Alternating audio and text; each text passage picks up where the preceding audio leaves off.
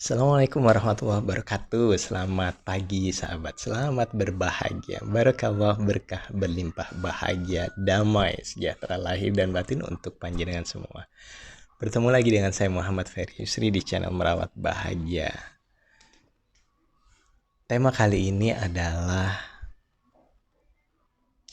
keberlimpahan yang kita dapat dan rasa cukup yang kita punya. Oke.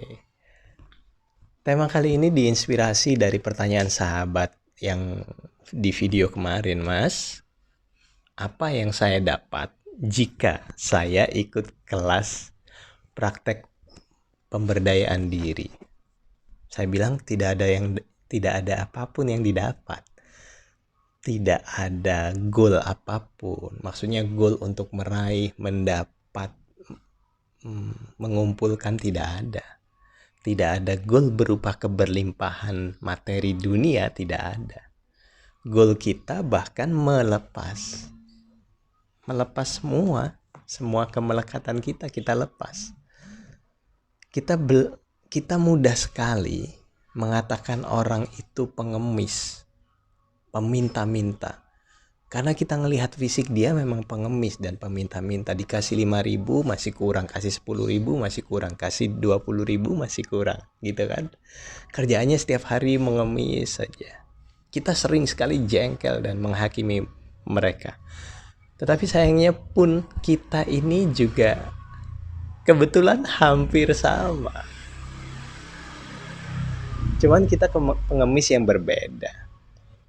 Berbedanya di mana? Ya, kita mengemis kepada Tuhan untuk dipenuhinya kebutuhan kita. Bukan kebutuhan, keinginan. Kalau kebutuhan sudah pasti dipenuhi oleh Tuhan. Keinginan.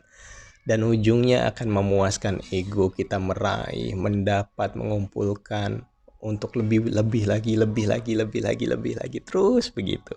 Ada kebahagiaan di situ? Tidak ada. Yang ada adalah suffering, penderitaan. Yang ada adalah ketidaknyamanan. Beranikah kita berbilang cukup pada orang yang amat sangat baik pada kita? Yang kita terus diberi. Saya pernah melakukan itu.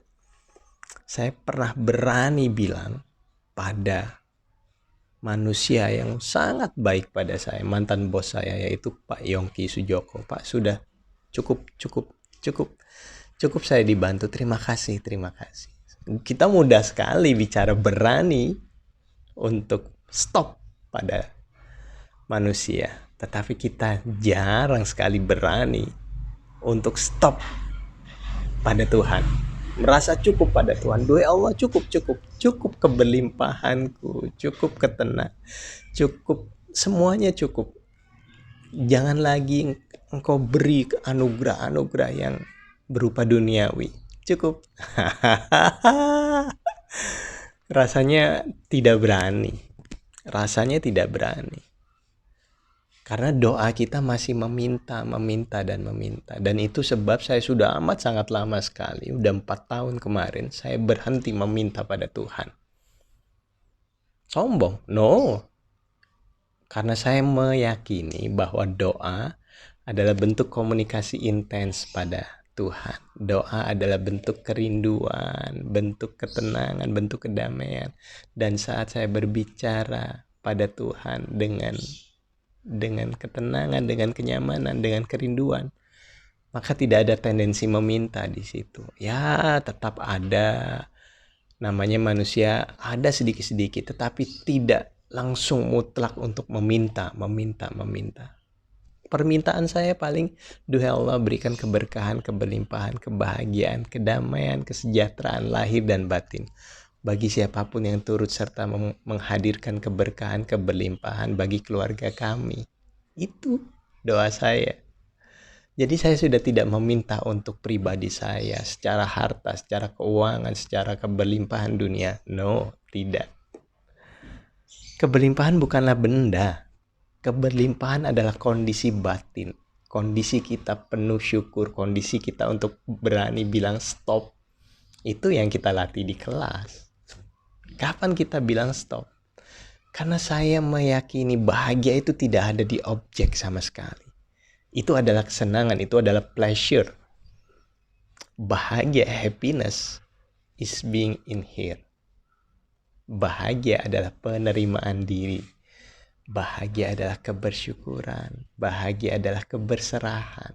Bahagia adalah menikmati kondisi di sini saat ini kini. Waktu yang paling mulia adalah saat ini. Tempat yang paling indah adalah saat ini. Kondisi yang paling istimewa adalah saat ini. Kita tahu bahwa kemarin sudah lewat.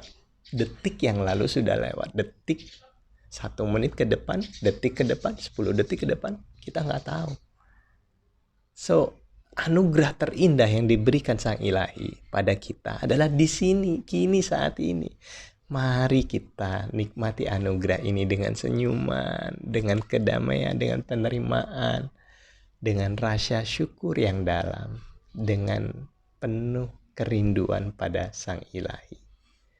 Di saat kita tidak pernah merasa cukup, maka kehidupan kita akan menderita. Kita semua diajarkan untuk mengemis mulai kecil, bahkan mengemis pahala. Jika saja kita masih tetap mengemis, maka kehidupan kita tidak akan mendapat bahagia.